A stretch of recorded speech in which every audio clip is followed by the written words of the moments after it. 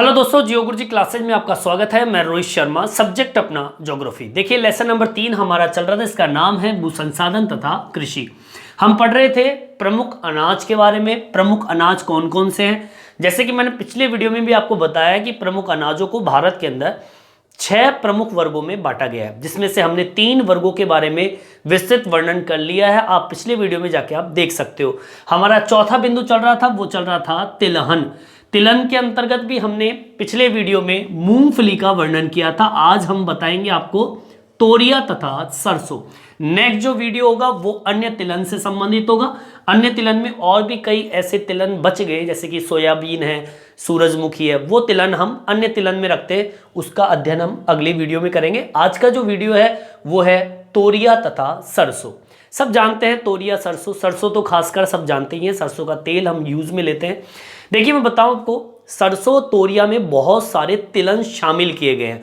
जैसे कि राई का नाम सुना होगा आप लोगों ने, सरसों खुद भी है, तोरिया भी है, तारा मीरा का भी नाम सुना होगा। ये तीनों चारों जो चीजें हैं, बिंदु है, वो आपके तोरिया और सरसों के अंतर्गत आता है। और आपको मैं बता दूं, ये जो फसल है ये एक उपोष्ण कटिबंधीय फसल है। ठीक है, उपोष्णी कटिबंध का मतलब होता है सर्दियां बिल्कुल गुनगुनी हो और गर्मी के मौसम में ज़्यादा गर्म भी ना हो, ऐसा जो मौसम होता है वो उपोष्ण कटिबंधीय क्षेत्र कहलाता है। वहां पर इस फसल को बोया जाता है। ठीक है, तो हमें शुरुआत कहाँ से करनी है? अगर क्वेश्चन आपके सामने आ जाए कि तिलहन के अंतर्गत तोरिया तथा सरसों का वर्णन कीजिए, तो आपको फर्स्ट लाइन लिखनी है, तोरिया व सरसों में बहुत से तिलहन शामिल है, जिसके अंतर्गत राई, सरसों, तोरिया व तारा मीरा आती है। ठीक है, तो लाइन क्या लिखेंगे? तोरिया व सरसों में, तोरिया व सरसों में बहुत सी या बहुत से तिलहन की फसल शामिल है। ठीक है, लिखिए क्या कि तोरिया व सरसों में बहुत से तिलहन शामिल है। बहुत से तिलहन शामिल है मतलब सम्मिलित है। ठीक है, अब जैसे मैंने आपको बताया कौन कौन सी फसल शामिल है, जैसे कि राई, नाम सुना होगा राई का। ठीक है, राई की फसल होती है और इससे भी तेल निकाला जाता है। ठीक है, इसके बाद में है सरसों खुद, फिर तोरिया, और एक फसल है तारा मीरा। ठीक है, ये फसल है जो कि आपके तोरिया व सरसों में शामिल है, तेल निकालते हैं इस फसल से। ठीक है, दूसरी लाइन मैंने आपको बताई कि ये फसल उपोष्ण कटिबंधीय फसल है। ये उपोष्ण कटिबंधीय फसल है। ठीक है, उपोष्ण कटिबंधीय फसल, जैसा कि अब मैंने आपको बताया था कि उपोष्ण कटिबंध फसल, उपोष्ण कटिबंधीय क्षेत्र क्या होता है? सर्दी जो होती है बहुत ही गुनगुनी होती है, ज़्यादा ठंड भी नहीं होती है, और गर्मी के मौसम के अंदर ज़्यादा गर्मी भी नहीं होती है। मतलब सर्दी के मौसम में ज़्यादा सर्दी भी ना हो और गर्मी के मौसम में ज़्यादा गर्म भी ना हो, ऐसा जो क्षेत्र होता है वो कहलाता है उपोष्ण कटिबंधीय क्षेत्र। वहां पर इस फसल को बोया जाता है। समझ में आई बात?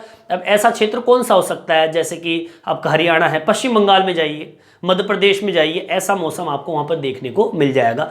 लेकिन मुख्यतः अगर हम बात करें तो भारत के मध्य और उत्तर पश्चिम भाग जो है वहां पर आपको ऐसा मौसम देखने को मिलेगा। ठीक है, तो ये फसल जो है उपोष्ण कटिबंधीय फसल है।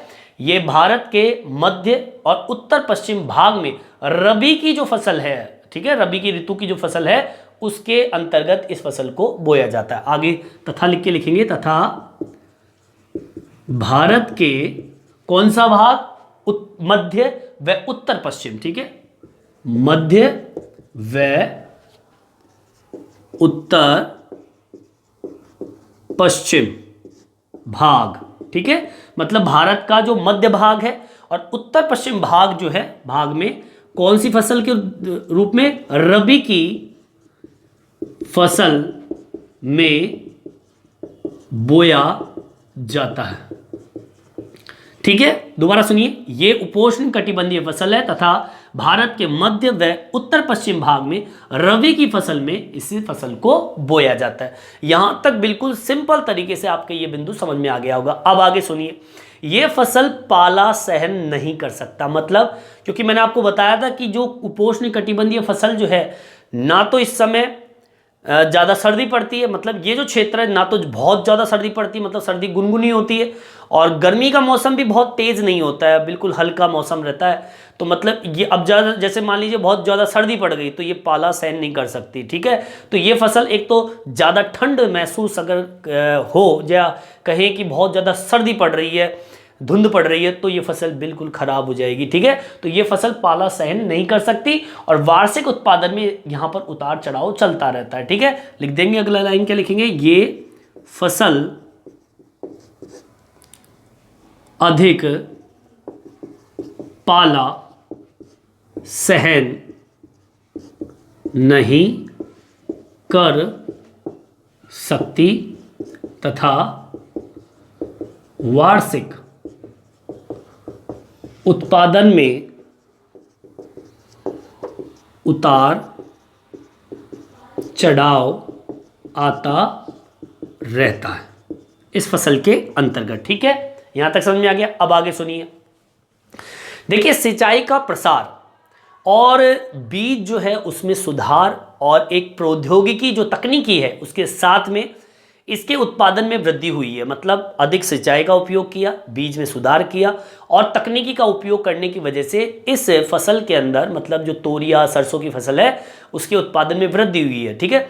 इन फसलों के अंतर्गत, या हम कहें कि इन फसलों के अंतर्गत जो क्षेत्र है वो लगभग 2/3 भाग इस फसल के अंतर्गत सिंचित वाला क्षेत्र इसमें शामिल किया गया है। तिलहन देश के कुल बोए गए क्षेत्र का केवल 2.5% भाग पर ही बोया जाता है। 1/3 भाग अगर हम देखें तो राजस्थान का आता है, मतलब एक सबसे ज़्यादा जो है वो आपके राजस्थान के अंदर इस फसल का उत्पादन होता है। जैसे कि सरसों की फसल राजस्थान में उत्पादित होती है, तो मतलब राजस्थान का जो इस फसल के अंदर योगदान है वो 1/3 भाग है, ठीक है। प्रमुख क्षेत्रों की बात करें तो उत्तर प्रदेश, हरियाणा और पश्चिम बंगाल व मध्य प्रदेश, जहाँ पर इस फसल का उत्पादन सर्वाधिक है। यहाँ पर आपको लिखना क्या है, देखिए सिंचाई प्रसार पहला, ठीक है। दूसरा बीज में सुधार, बीज में सुधार, ठीक है। और तीसरा ये अच्छी प्रौद्योगिकी, मतलब तथा प्रौद्योगिकी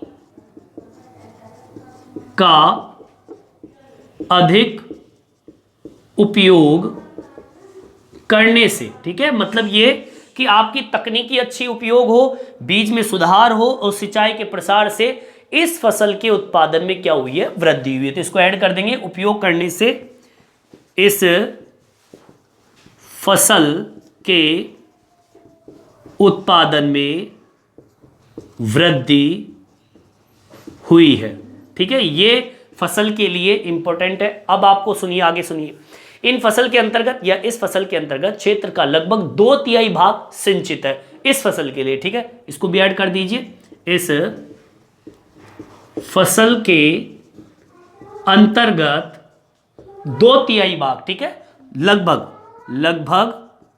2/3 भाग सिंचित है, ठीक है। आगे सुनिए, तिलहन देश के कुल बोए गए क्षेत्र का लगभग 2.5% भाग पर बोया जाता है तिलहन की फसल, ठीक है। लिख देंगे तिलहन देश के कुल शस्य क्षेत्र के 2.5% भाग पर बोया जाता है, ठीक है। तो यहां तक आपके बिल्कुल समझ में आ गया होगा। 1/3 भाग राजस्थान से आता है, ठीक है, इसको भी ऐड कर देंगे। 1/3 भाग राजस्थान से आता है, ठीक है। प्रमुख क्षेत्र की बात कर लेते हैं, प्रमुख क्षेत्र भी ऐड कर लेंगे। यहां तक आप समझ में आ गया होगा। एक बार मैं रिपीट कर रहा हूं, दोबारा सुन लीजिए। तोरिया व सरसों की फसल है। यहाँ पे तोरिया सरसों बहुत से तिलहन शामिल है इस फसल के अंतर्गत, जैसे कि राई है, सरसों है, तोरिया, तारामीरा है। ये फसल उपोष्ण कटिबंधीय फसल है तथा भारत के मध्य व उत्तर पश्चिम भाग में रबी की फसल में इसको बोया जाता है। ये फसल अधिक फसल पाला सहन नहीं कर पाती, मतलब बहुत ज़्यादा ठंड नहीं सहन कर सकती है, तथा वार्षिक उत्पादन में इसमें उतार चढ़ाव चलता रहता है। अधिक सिंचाई का उपयोग, बीज में सुधार और प्रौद्योगिकी की अधिक उपयोग करने से इस फसल के उत्पादन में वृद्धि हुई है। इस फसल के अंतर्गत लगभग 2/3 भाग सिंचित है। तिलहन देश के कुल शहरी क्षेत्र का लगभग 2.5% भाग पर बोया जाता है और 1/3 भाग जो है वो राजस्थान से आता है। प्रमुख क्षेत्र लिख लेते हैं अपन, ऊपर ऐड कर देता हूं, इसको आप उतार लीजिए। प्रमुख क्षेत्र का देख लेते हैं अपन, यहाँ टॉपिक डाल देंगे प्रमुख क्षेत्र का। प्रमुख क्षेत्र, अब प्रमुख क्षेत्र में जो जो राज्य इसमें शामिल है उसका नाम देखिए। पहला तो आपका उत्तर प्रदेश आता है, जहाँ पे आपके तौरिया और सरसों की फसल ज़्यादा पैदा होती है। इसके अलावा फिर आता है हरियाणा आता है, ठीक है, मध्य प्रदेश भी इस में शामिल है, ठीक है। इसके अलावा आपके पश्चिमी बंगाल, ठीक है। तो इस तरीके से 4 राज्यों का एक अहम योगदान है तोरिया व सरसों के अंतर्गत, ठीक है। इस वीडियो में इतना ही। अब नेक्स्ट वीडियो जो होगा हमारा वो अन्य तिलहन से संबंधित होगा, जिसमें हम पढ़ेंगे सूरजमुखी और एक है सोयाबीन के बारे में। ये 2 फसलों का वर्णन अन्य तिलहन के अंतर्गत अगले जो वीडियो होगा वो इसी का ही होगा। इस वीडियो में इतना ही। ये वीडियो आपको कैसा लगा कमेंट्स करके जरूर बताएं। मेरे चैनल को सब्सक्राइब जरूर से जरूर करें, इससे नए नए वीडियो आप तक पहुंचा सकूं। धन्यवाद।